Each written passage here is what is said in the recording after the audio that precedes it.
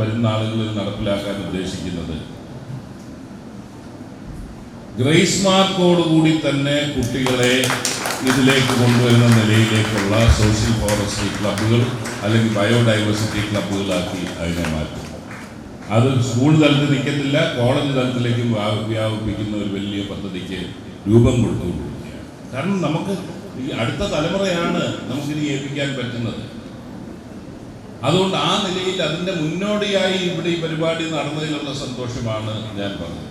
ഏറ്റവും വലിയ ആ ചിന്താഗതി വളർത്തിയെടുക്കാൻ പറ്റുന്നത് നമ്മുടെ കുഞ്ഞുങ്ങൾ കൂടി അല്ലാതെ മറ്റാരും കൂടിയാണ്. അവിടെയാണ് ഞാൻ പറഞ്ഞത് അതിയായ സന്തോഷം ഉണ്ടായിരുന്നത്. ഞാനിരുന്ന് പരിശോധിക്കുമ്പോൾ ഇതിൻ്റെ ഒരു സംരക്ഷണം, ഇതിപ്പോൾ വലിയ ഒരു ശരിയാണ്, കർഷകരെ സംബന്ധിച്ചിടത്തോളം അവർ നേരിടുന്ന ബുദ്ധിമുട്ടുകൾ, വന്യജീവികളുടെ ആക്രമണം മൂലം ഉണ്ടാകുന്ന ഡിഫിക്കൽട്ടി, ബുദ്ധിമുട്ടുകളെല്ലാം പരാമർശിക്കപ്പെടുന്നുണ്ട്. അതിനൊക്കെ നമുക്ക് മനുഷ്യ സഹജമായി പരിഹാരം കാണാനുള്ളത് ഒക്കെ നമുക്ക് കാണാം. പക്ഷേ നമുക്കെല്ലാവരും കൂടെ കൈകോർത്ത് വേണ്ടയോ ഇത് സംരക്ഷിക്കുന്നത്?